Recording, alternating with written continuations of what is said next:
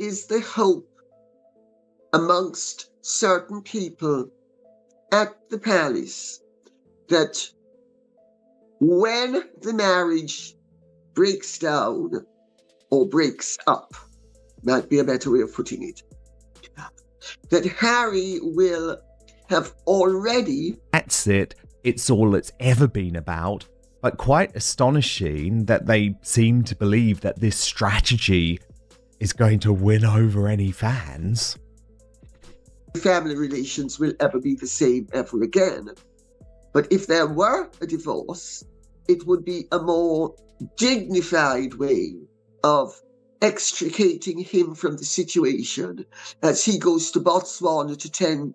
Buckle up, because the whispers just got louder. According to multiple royal commentators and alleged palace-adjacent sources, the firm isn't waiting to see if Harry and Meghan's marriage survives. They are planning for the moment it doesn't. The claim, pushed most bluntly by Lady Colin Campbell, is simple and savage. Separate the Sussexes in the public mind now, so if a split happens later, the monarchy can reclaim Prince Harry without wearing the blast radius. Tonight, we're unpacking the alleged strategy, the signs people are pointing to, and why so much of it orbits one word: divorce. He has alighted upon it yet. If Harry hives off from Meghan and she is containable. Here's the core of what's being alleged. Palace planners decided long ago that winning over Meghan wasn't realistic, so they pivoted to what they could control: optics, pacing, access, and most of all, the idea of Prince Harry as a standalone figure again. Lady C's phrasing is stark. If Harry hives off from Meghan, there's hope he returns with dignity. Translation? Slide him out of the Sussex identity, inch by inch, and let the Sussex brand absorb the controversy while the man drifts into safer waters. If true, that's not romance. It's triage. The kids and go, oh, it's Father's Day. Look, Harry, here's your little kids. You're a father. Here's your kids. It's lovely. You can see why this would be a divorce-adjacent plan. If a breakup happens, Harry doesn't look like the man who torched the bridge. He looks like the man who slowly walked back across it. He becomes the prodigal son, not the permanent exile. Again, this is analysis of public chatter, not palace gospel. But if you're trying to future-proof the crown, it tracks. In her, that was one of the ways I came to write my books about them, because I was leaked information in the hope that she would become containable. Flashback to the Queen's 12-month review when Harry and Meghan stepped away. Publicly, it looked gracious. Take a year. Test your model, the door's not locked. Privately, if you believe royal watchers, it was a safety net, a last controlled runway for Harry to course correct without humiliation. The idea, allegedly, was simple: keep security and titles discussions fluid, allow space for tempers and headlines to cool, and see whether life outside the machine matched the sales pitch. She hasn't spoken to for what is it now, 5 years? 6 years, whatever it is. He hasn't spoken to her. During that period, the palace dialed down the direct confrontation. There were no fiery statements, no tit-for-tat press briefings with named officials. Instead, cool hands on the tiller, polite wording, and lots of ongoing discussions language. The goal, according to commentators, was to test if the market could carry the Sussex brand without constant royal oxygen, and whether Harry would feel the loss of structure more than the thrill of autonomy. A duo at all times. So I think there's always been the hope. Then came the trilogy the palace allegedly feared: Oprah's Primetime Grenades, a Netflix docuseries that hardened the lines, and Spare, which put private conversations on public shelves. The 12-month window didn't calm things.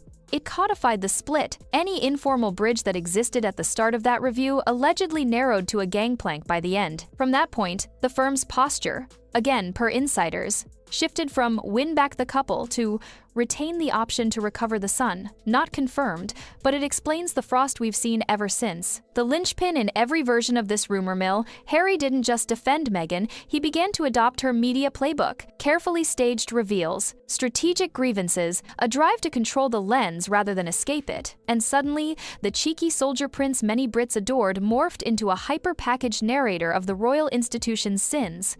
To Thomas Markle Sr. for 7 years. What about Harry's father, King Charles, who no longer speaks to him? Whether you see that as growth or grievance, the effect is the same. the line between Harry's voice and Meghan's strategy blurred. If the palace's goal was to limit her influence, watching him mirror her cadence made the containment phase untenable. Cue the alleged pivot to divorce planning 101, taper their joint projects, tolerate solo appearances, and stop giving the brand fresh palace oxygen. There's always been the hope. Initially, when they exited, the Queen herself. Here's where divorce talk shows up in the subtext. Royal watchers point to a string of small tells: Harry turning up solo at service, focused events, leaning on Invictus and veteran-related work, Meghan leaning harder into lifestyle branding, home and hearth optics, and independent ventures, fewer big Sussex together rollouts that aren't archival. It's not one dramatic explosion, it's the slow hydraulics of two public lives easing apart. To celebrate all these lovely pictures of Harry with his kids and all that, to celebrate Father's Day, and yet both of them aren't speaking to their own fathers. Even the imagery has changed. Early Montecito content pushed the unit aerials of the home, couples' portraits, shared talking points in Q&As. More recently, allegedly, you see staggered releases, separate expertise. He's the soldier, storyteller, she's the entrepreneur, curator. That can be perfectly normal for any high-profile couple diversifying their careers. But if a split happens later, this is precisely the kind of prelude that makes the narrative clean. Two strong individuals evolving in different directions, with no need for a palace punch-up. Insiders also point to the cadence of appearances. Joint moments are now often ceremonial, anniversaries, legacy tie-ins, while the new stuff debuts on separate channels. That doesn't prove anything, but it's smart choreography if you're trying to create a plausible ramp to an amicable separation. Alleged, unconfirmed, but undeniably neat. They are a duo at all times. So I think there is... Let's talk business pressure, because breakups in Hollywood often follow brand math. Spotify ended after one season. Netflix didn't pull the plug, but industry reporters have repeatedly described re-scoping and re-evaluation. Archewell shrank headcount. The Jam Jar launch went viral for the wrong reasons. None of that equals a career death sentence. This is Hollywood. Pivots happen daily, but it does shorten patience. Sort of divorced her own dad 7 years ago, because he did some silly pictures for the press. So what the hell does Meghan really know about her father's love? When momentum stalls, the glare intensifies. And when your brand is built on our story, the market wants a fresh chapter every quarter. That load is brutal on any marriage. Add lawsuits, polarizing press, and the politics of royal proximity, and you have the perfect storm people cite when they whisper, "Divorce watch." There's always been the hope.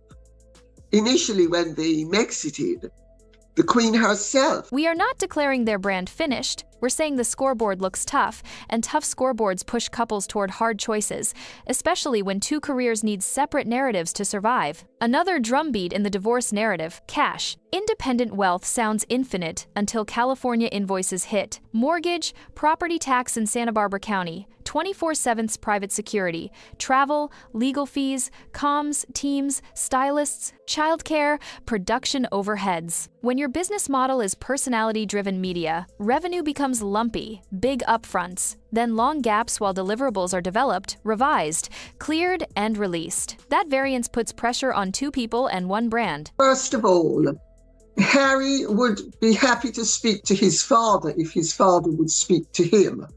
Let's remember that. So Charles is the one who will not speak to Harry because he knows that Harry is somebody he can't afford to speak. Layer in the monarchy's alleged red lines. The idea that King Charles will indefinitely underwrite a California lifestyle is, per commentators, optimistic at best. Prince William, widely reported to be steering toward a leaner, more professionalized firm, is said to be even firmer about boundaries. None of this is codified in a press release, but in the court of public perception, the purse strings look tighter than they did 5 years ago, especially after Spare. But as for Meghan and poor Thomas Markle Sr., I think he's a real King Lear character.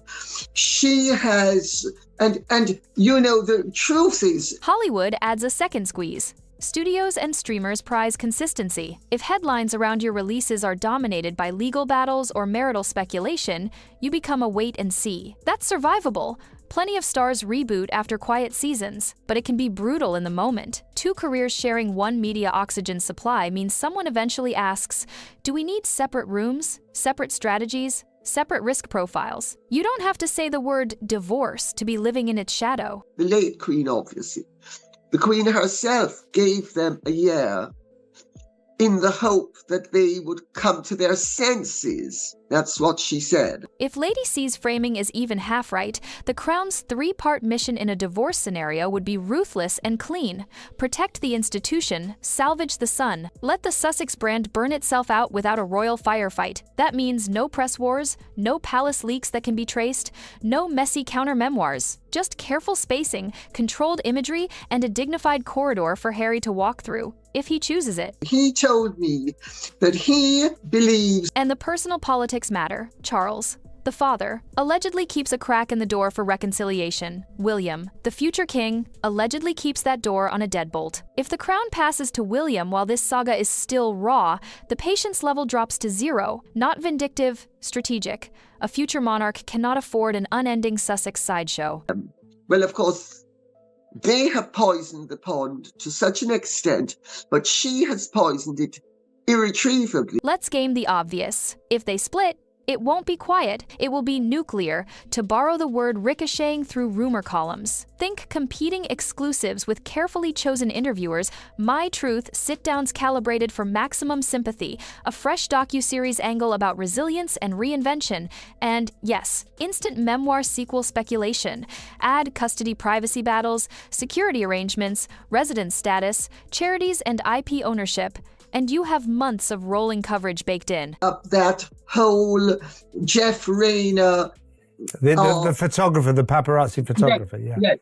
That she set it up with him. The legal layer is non-trivial. NDAs, non-disparagement clauses, and co-owned IP would shape what either can say on camera. Even so, modern celebrity culture knows how to walk right up to the legal line with suggestion and subtext. Expect tight scripts, litigation-proof phrasing, and friends of the couple filling the gaps with unnamed quotes.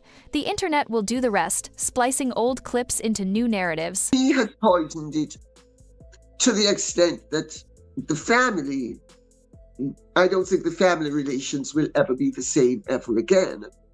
But if there were a divorce... That's why the firm allegedly is doing pre-damage control now, tightening comms, protecting senior royals from crossfire, and starving the Sussex storyline of palace oxygen so it can't feed on outrage. The best way for the monarchy to win a PR war is not to fight one. And for each of them, post-split arcs do exist. Harry can pivot to low-ego service and duty-adjacent projects. Meghan can streamline as a founder advocate with measurable outcomes. Both paths are viable. The first 120 days would still be a storm. An excuse to prevent her father from coming to the wedding. That's what he told me. Thomas Markle Jr., you mean, or the father himself? Let's say what needs to be said clearly. None of this is confirmed. We're analyzing allegations, reported whispers, and pattern matching what we see in public. Maybe the marriage bends and doesn't break. Maybe a major hit project resets the whole narrative together. It's possible. And elephants that are tethered and he can then pretend are in the wild. But if you ask why divorce won't leave the headlines, the answer is pattern. Fewer joint moments, sharper separate lanes, industry headwinds, palace silence, repeated claims, right or wrong, of a strategy to save Harry if the worst happens. Put those together and you get a meta story too big to ignore, a crown planning for impact and a couple grinding through brand gravity. Himself. Thomas Markle Sr. told you that, yeah? That's interesting. And also Samantha, Meghan's sister, was the liaison. If a split never comes, these past months will read as a mid-story crisis they survived. If it does, you now understand the chessboard. Protect the monarchy, pre-clear Harry's off-ramp, and let the Sussex brand live or die on its own. Cold? Yes. Calculated? Allegedly. Effective? History suggests it will be. Yes. Yes, indeed. It's still an astonishing strategy, though, for a couple who told the world that they Until anything is official, remember, rumors are not reality, but reality is often telegraphed in the quiet moves made long before the headline hits. And right now, those quiet moves are spelling one word in 10-foot letters: divorce, alleged, unconfirmed, but undeniably on the table. And that's a wrap. If today's scoop had you raising an eyebrow or two, tap that like button to let us know. Got a hot take or inside tea? Drop it in the comments so the whole crew can weigh in. Not part of the fam yet? Hit that subscribe button and ring the bell, because the next twist is always one upload away.